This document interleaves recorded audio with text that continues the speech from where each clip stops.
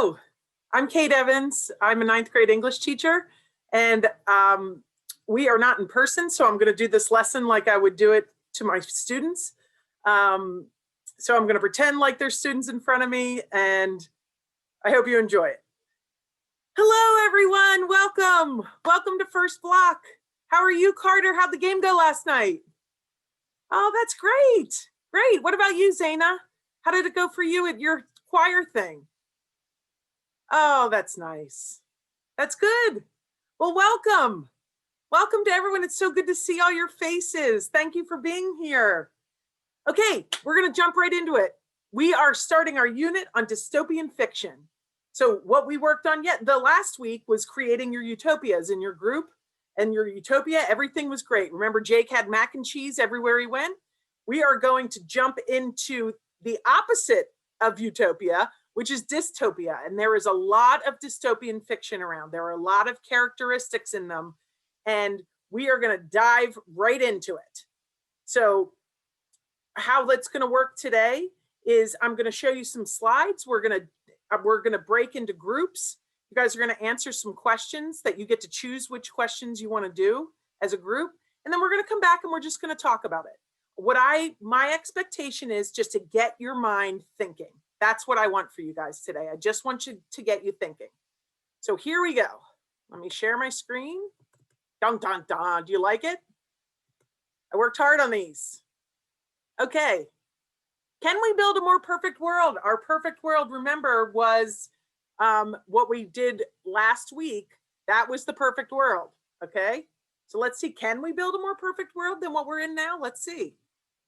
So dystopian literature draws on fears and problems that we see in our current society, and it extrapolates them, presenting an extreme version of their consequences.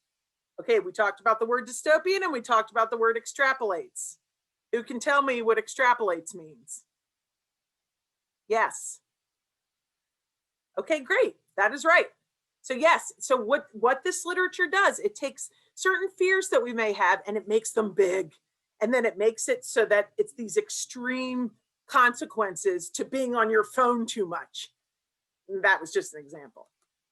Through dystopian literature, we can explore what could happen and what our society could look like in a future where social and political ills lead to catastrophe. So we just had an election. I mean, people felt both sides, and we talked about it in here. People felt like both sides, if one guy won, then the other, it would be horrible. If the other guy won, then it would be horrible for these people. So dystopia is the antonym for utopia. Okay, it's the opposite of utopia. We talked about that. I wonder if I can get rid of this. Okay.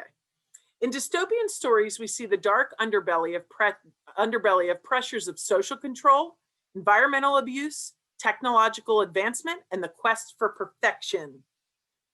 So social control is that if the government says, you can't stay out past midnight, maybe. Environmental abuse, technological advancement, are robots and computers taking the jobs of humans.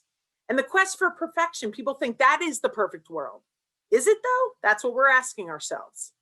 So often these stories are characterized by disconnection, dehumanization, division, and control. So people feel disconnected to their emotions, disconnected to their families. We're going to read a story about that. It's called The Veld. Dehumanization, where you have an emotion and somebody zaps you with something. That'll happen in a story called Harrison Bergeron. So division and control, like the control of the government saying, you can't cry, or if you cry, I'm going to do something to your brain and you won't know why you're crying anymore.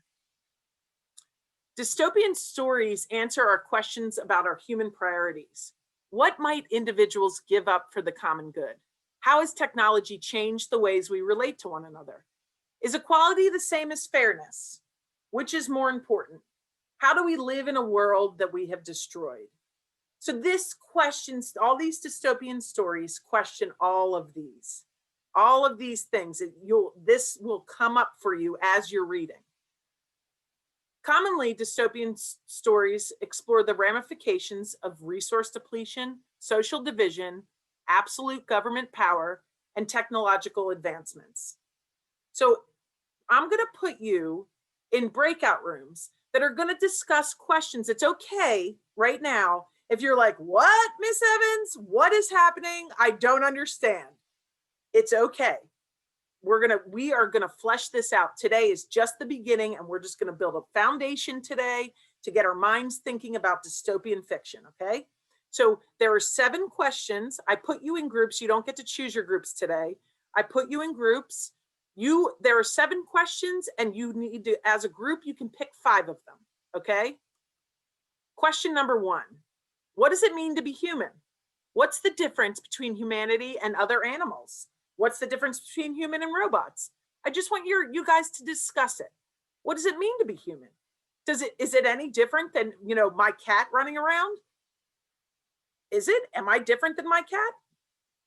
You just have to ask yourself that. What about humans and robots? Can robots do the same thing humans can do? How has technology impacted the way that we define ourselves? How has it impacted the way that we relate to one another? That's a good question. So ask yourself this, guys and girls. How has technology impacted the way we define ourselves? Do you post something on Instagram and look at how many likes you get? Do you feel a little cooler because you get more likes? Or do you feel bad because you don't get a lot of likes? Or do you look at other people and you feel bad for them? Does the technology define who we are? And how has it impacted the way we relate to one another? Mike, how many of you, and you can raise your hands in the Zoom, how many of you have actually made a phone call to your parents? Okay. There's 23 of you and about 15, so that's good. How many of you, when you need to contact a friend, call them? 0. That's my point. So think about that. I want you to discuss that with your friends. Why are people often resistant to change? Why is it easy to resist someone's opinions other than our own? So what that means is, I might believe that blue's the best color, and you think blue is horrid. And you would say, no, you're wrong. You're wrong. So, but why is it so easy to say I'm wrong there? Why is it easy when someone doesn't believe the way you believe to resist the way they believe and not always be open to it? Why are we so stuck in our ways and not open to change? What happens when society is not informed? So what happens there if society doesn't know things? We talked about North Korea, how they hide things from them. In East Germany, people didn't know what was going on. They don't know what's happening in the world outside of the one that they live in. What happens when society is not informed? Should schools practice censorship? Should parents? How do you feel about trigger warnings or uncomfortable or sensitive content? Is it fair to have censorship? Is it fair to bleep things? And I want to know how you feel about the trigger warnings. We talked about, you guys, a lot of you watched The Crown, which shocked me. And they talked about the trigger warnings before the show when they were talking about her bulimia. So how do you feel about that? Do you think they're useful, or do you think we don't need it? When do the needs of the community outweigh the needs of the individual? When does the happiness of the community outweigh the happiness of the individual? And is there a difference? So if the community needs something, but it's going to hurt you, when does the need of the community outweigh what you want? Right? And then when does the happiness of the community outweigh what you want? We'll read a story called The Lottery that will make you feel this question will be in there. In a perfect world, is fair equal? What is the difference between fair and equal? Which is desirable, fairness or equality? So what that means is, we've all established that I can beat Jordan in a basketball game. Sorry, Jordan. But let's say I'm taller than Jordan. So should I have to play on my knees to make it equal? So our height is equal? Is that fair? So that's what we want to ask yourselves. We're going to read a story called Harrison Bergeron by Kurt Vonnegut.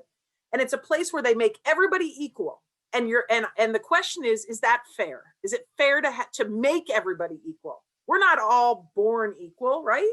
We all have different talents. Everything's different. Some of us are better at some things than others. What if we were brought down so that we're all on one flat plane? I want you to think about that. I want you to discuss. So my goal for you today, and what I want, the expectation is that you are going to be respectful in your groups, like you always are. If someone says something that you disagree with, you can respectfully disagree back. If you are uncomfortable, and you guys shouldn't be, I feel like we all get along.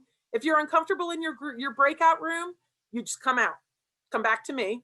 I'm going to be moving around, so I will be there. But I want to generate some discussion. I want you guys, I want to hear what you think, because it matters what you guys think. It matters to me and it matters to the world. And it certainly will matter when we read dystopian fiction, because we are going to talk about this for the next month.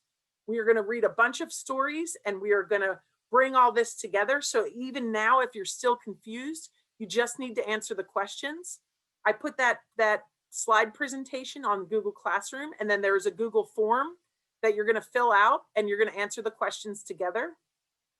And you can, if you want, designate one person to answer the questions and turn them in. I know what your groups are, so you don't need to say who you're working with.